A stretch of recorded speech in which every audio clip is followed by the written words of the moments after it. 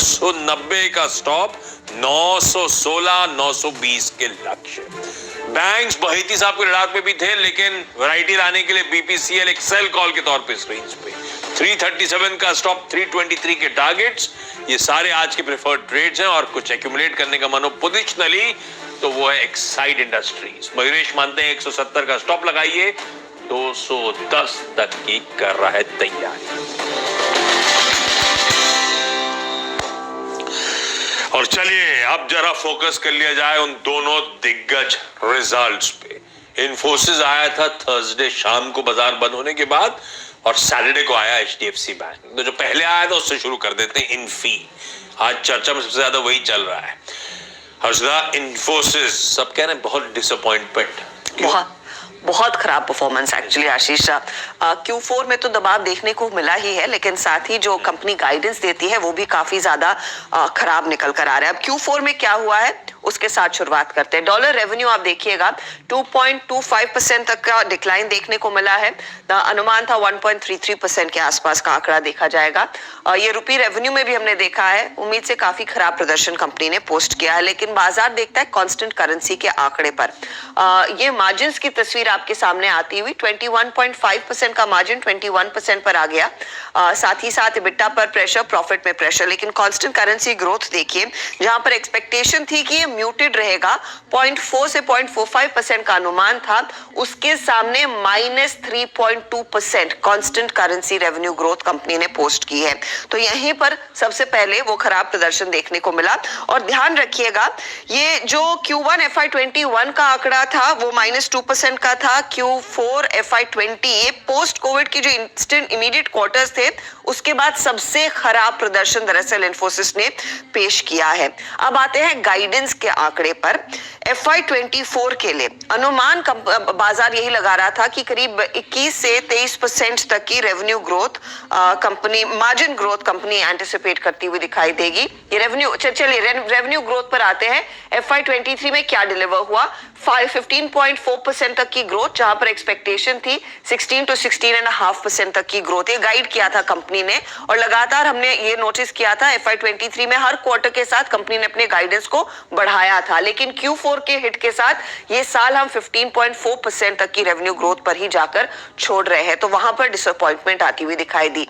कुछ और data points अगर आप ध्यान देंगे तो मार्जिन के पैमाने पर भी यहां से आगे अगले साल की गाइडेंस पर अब आते हैं, वो डेटा लेकर आइएगा। मार्जिन का जो गाइडेंस है वो 20 से 22% कंपनी ने गाइड किया है, जहां पर एक्सपेक्टेशन था करीब 21 से 23% का। तो वो भी lower end of the band पर गाइडेंस कंपनी फोकस कर रही है FY24 के लिए। कंपनी ये भी कहती है कि जो रेवेन्यू ग्रोथ गाइडेंस है वो सिर्फ 4 से 7% के बीच ही रहेगा, जहां पर मार्केट एक्सपेक्ट कर रहा था ये करीब 6 से 8% तक की कांस्टेंट करेंसी में रेवेन्यू ग्रोथ गाइडेंस कंपनी देगी। तो वो भी थोड़ी सी नरम की तरफ ही है। अब हुआ क्या है, क्लाइंट्स की तरफ से क्लियरली मांग को लेकर, डिमांड को लेकर काफी अनसर्टेनिटी देखने को मिल रही है। कंपनी स्पेसिफिकली कहती है कि कई सारे प्रोजेक्ट्स में अनप्लान्ड रैंप डाउन हुए हैं, यानी कि वो प्रोजेक्ट्स या तो टेक ऑफ नहीं किए हैं या फिर क्लाइंट्स ने बोला है इनको रोक दीजिए। एक बड़ा क्लाइंट था जहां पर उन्होंने प्रोजेक्ट कैंसिल भी किया है, तो उसका हिट डेफिनेटली देखने को मिला है। इसके अलावा कंपनी बेसिकली कहती है कि जो डिसीजन मेकिंग है उसमें अक्रॉस द बोर्ड प्रेशर देखने को मिल रहा है, उस पर मार आती हुई दिखाई दी है। टीसीएस के केस में उन्होंने स्पेसिफिकली बीएफएसआई और नॉर्थ अमेरिका का जिक्र किया था, लेकिन इन्फोसिस कहता है बीएफएसआई में तो दिक्कत है ही, लेकिन इसके अलावा टेलीकॉम, हाईटेक और रिटेल में भी प्रेशर देखने को मिल रहा है, और इन्वेस्टमेंट बैंकिंग पर ज्यादा असर बनता हुआ दिखाई दिया है Q4 में। कुछ और डेटा पॉइंट्स यहाँ पर कंपनी के जो पेश हुए हैं उसमें अनसर्टेनिटी का एक अंश दिखाई देगा। जो वेज गाइडेंस होती थी वो भी कंपनी नॉर्मली देती कि किस तरह की वेज हाइक्स आती है FY24 में, उस पर कोई भी चर्चा नहीं हुई, उस पर वो चुप्पी साधे हुए थे। साथ ही साथ कंपनी ये भी कह रही है कि यहाँ पर सिचुएशन थोड़ी सी कुछ ऐसे एरियाज में वर्सन भी होती हुई दिखाई दे सकती है, इसीलिए वो इस समय कुछ कमिट नहीं करना चाहते, क्योंकि कमिटमेंट उनको क्लाइंट से नहीं नहीं मिल रहा है। यही वजह है कि अक्रॉस द बोर्ड सभी ब्रोकरेजेस ने एक थम्स डाउन दिया है और वो डेटा पॉइंट्स अब आपके सामने लेकर आएंगे। CLSA ने डाउनग्रेड किया है, आउट परफॉर्मर की रेटिंग थी, अब बाय कॉल दे रहा है। CLSA कहता है कि 1800 का टारगेट वो काट कर करीब 1550 पर लेकर आ रहे हैं। नोमुरा ने डाउनग्रेड किया है न्यूट्रल को, 1660 का टारगेट था 1290 पर लेकर आए हैं। मॉर्गन स्टैनली 1475 की बात कर रहा है। JP मॉर्गन ने अंडरवेट की रेटिंग दी है, 1500 का टारगेट काटकर 1200 किया है। सिटी ने भी डाउनग्रेड किया है, यहाँ पर 1675 का जो टारगेट था 1400 पर लेकर आए हैं। तो अक्रॉस द बोर्ड हमने देखा है ब्रोकरेजेस की तरफ से वो डाउनग्रेड्स आए हैं और ऑफ कोर्स प्राइस कट्स तो आए ही हैं। बिल्कुल, और इसमें एक चीज मैं और जोड़ दूंगा हर्षदा और आशीष, 46 ब्रोकरेजेस हैं जो इन्फोसिस को ट्रैक करती हैं। अभी भी कल के नंबर्स के बाद भी 32 का पॉजिटिव है, 7 का न्यूट्रल है और 7 नेगेटिव है। और ये जो 7 नेगेटिव हैं ये भी हाईएस्ट है सिंस सितंबर 2017। पिछले 2 क्वार्टर में इतनी प्रॉब्लम्स के बाद भी किसी ने ये प्रीसेज ही नहीं किया। ये बहुत बिहाइंड द कर्व रहे हैं एनालिस्ट इन्फोसिस को लेकर। एक्चुअली एनालिस्ट की क्या गलती है, हर कोई बिहाइंड द कर्व रहा है, किसी को नहीं पता था कि इतने खराब नंबर्स इन्फोसिस के आएंगे।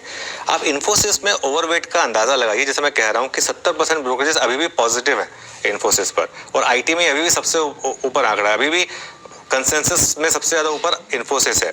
उसका एक और एग्जांपल मैं आपको देता हूँ क्यों इन्फोसिस वर्सेस TCS को लेकर। एक तो क्योंकि TCS में प्रमोटर होल्डिंग बहुत ज्यादा है, इन्फोसिस में प्रमोटर होल्डिंग बहुत कम है, फ्री फ्लोट इन्फोसिस में बहुत ज्यादा है। क्यों हम इन्फोसिस को बेलवेदर मानते हैं compare to TCS despite TCS being the larger company? क्योंकि इन्फोसिस में इन्वेस्टर्स बहुत ज्यादा है। एक एग्जांपल देता हूं आपको, इन्फोसिस में म्यूचुअल फंड्स की होल्डिंग है 17.7% डोमेस्टिक म्यूचुअल फंड्स की।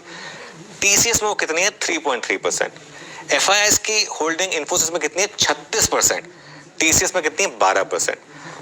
तो इसके लिए TCS में नॉर्मली इतनी वायलेंट रिएक्शन नहीं आती क्योंकि फ्लोट काफी लिमिटेड है।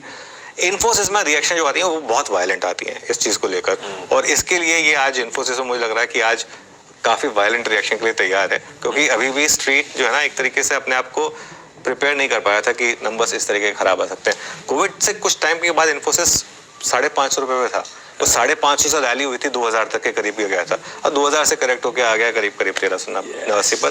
मुझे लग रहा है ये 1150 1200 तक आ जाएगा। एक चीज मैंने नोटिस किया, नॉर्मली जब तेजी आती है इन्फोसिस में तो जितने भी ब्रोकरेज के टारगेट्स होते हैं उसके ऊपर जाता है, और जब मंदी आती है तो जितने भी टारगेट्स होते हैं उसके नीचे आता है। अरे बाप रे, ठीक है, ये है इन्फी की कहानी, हर पैमाने पर एक मिस। अच्छा, ब्रोकरेजेस पता है, एक तो गाइडेंस जो है FY24 की एक्सपेक्टेशन से काफी कम, 4 से 7% का बैंड दिया। 4 से 7% के बैंड का मतलब हुआ 1.6 से 2.7% का CQGR। सीक्वेंशली हर क्वार्टर में इस तरह की ग्रोथ एक्सपेक्ट बिल्ट इन कर रहे हैं, और 3.2% क्योंकि इस क्वार्टर में रेवेन्यू डिक्लाइन कर गया, कॉन्ट्रैक्ट कर गया, तो ब्रोकरेजेस मानती है सब कुछ सेकंड हाफ में ही पॉसिबल है, और सेकंड हाफ में इतना तवज्जो देना इस तरह के एनवायरनमेंट में प्रोन है, ये ससेप्टेबल है डाउनग्रेड्स की। इन्फी के साथ ये दिक्कत और आ गई है। क्या नंबर्स पता है हमको, थर्सडे को 10% ADR कटा था, फ्राइडे को उसके ऊपर 1.25% और दबाव आया, 2 दिन में 11.5% ADR का रिएक्शन। गैप डाउन खुलेगा, लेकिन गैप डाउन के बाद की तस्वीर, क्या लेवल्स वॉच आउट करने, कहां समीकरण बहुत बिगड़ जाएंगे। सचिन, आई एम श्योर आपने वीकेंड पे डिटेल में पढ़ा होगा, अपने क्लाइंट्स को समझाया भी होगा, क्या समझाया? देखिए आशीष जी, क्लियरली फ्राइडे के सेशन में भी यहाँ पर क्लियर कट शॉर्ट बिल्टअप ही था, एंड अगर हम ओवरऑल ट्रेंड शॉर्ट टर्म पे देखें तो काफी समय से एक लो टॉप लो बॉटम सीक्वेंस रही है। फरवरी से अपने 20 डे एक्सपोनेंशियल मूविंग एवरेज को ये चैलेंज नहीं कर पा रहा था, वहां पे उसके ऊपर सस्टेन नहीं हो पा रहा था। तो क्लियरली जो एक सीलिंग है अराउंड 1450 के आसपास, वो काफी एविडेंट थी, एंड जिस तरीके से वापस यहाँ पर एक ब्रेकडाउन हुआ है, तो मुझे लग रहा है इमीडिएट बेसिस पे जो रिएक्शन आने वाला है वो आई थिंक कहीं जाकर 1300-1310 के आसपास थोड़ा सा अब्सॉर्ब हो जाएगा, बिकॉज अपॉर्चुनिटी वाइज मुझे लग रहा है एक लो टॉप लो बॉटम सीक्वेंस जरूर है, एंड ये पर्टिकुलर सीक्वेंस में एक स्पेसिफिक तो कुछ अब का निवेश है। बोधी ट्री 4,306 करोड़ का इन्वेस्टमेंट कर रहा है। रिलायंस 10,840 करोड़ के आसपास का इन्वेस्टमेंट कर रहा है। अमाउंट सेम होता है लेकिन रिलायंस का दरअसल यहाँ पर इन्वेस्टमेंट ज्यादा है। टाटा मोटर्स रेडार पर आता हुआ दिखाई देगा, जहां पर 1 मई से कंपनी दरअसल पैसेंजर व्हीकल के दाम बढ़ा रही है। ये दूसरा हाइक है। જય શ્રી કૃષ્ણ। દૂધ દે ત્યાં સુધી રાખે છે, પછી ગાયોને છોડી દે છે અને ઘણી જગ્યાએ 85 पे प्रीवियस सेशन में क्लोज होता लास्ट वीक की क्लोजिंग। HDFC बैंक 1.5% ऊपर। HDFC जो हमने सुबह डिस्कस किया था कि नंबर्स ठीक ठाक है, बैलेंस शीट ठीक ठाक है, लेकिन पोजीशनिंग इतनी ज्यादा हो गई बैंक निफ्टी में, इतनी स्ट्रांग हो गई कि थोड़ा सा HDFC बैंक में कि थोड़ा सा यहाँ पर एक डिक्लाइन आ सकता है। थोड़ा सा पैसा शायद अब LTTS, Wipro, Birla soft, intellect design, HCL take, TCS, Info Edge, Oracle, ये हो गए पहले 14 सारे के सारे आईटी स्टॉक्स और 2 से लेकर 10% तक का sharp cut across the board IT पे, वो सारे स्टॉक स्क्रीन्स पर है। अच्छा, मैं बाकी बढ़ूं उससे पहले जी एंटरटेनमेंट, ओपनहाइमर का वो लार्ज ट्रेड हो चुका है। 5.65% स्टेक बिका की और रैंक छटने के बाद वो स्टॉक दरअसल ध्यान रखिए 1.5% अब मजबूती के साथ जी एंटरटेनमेंट। ओपनहाइमर ने आज इस लास्ट ट्रेड के साथ सारा चंक अपना इस कंपनी में बेच दिया है।